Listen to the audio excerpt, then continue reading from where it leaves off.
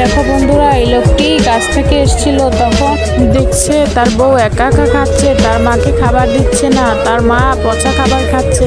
সেটাই লোকটি লুকিয়ে লুকিয়ে দেখছে, তার মাকে খাবার দিচ্ছে না, বউ দেখিয়ে দেখিয়ে ভালো খাবার খাচ্ছে। তার মা কাঁদছে একটু খাবারের জন্য, কিন্তু বউটাই খাবার দিচ্ছে না, বলছে এ মা এসব খাবার আপনি খেতে পারবেন না।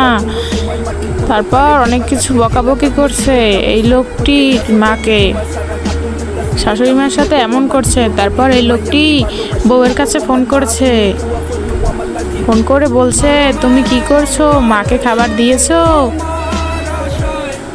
তখন কি বলছে সেটা দেখো তোমরা।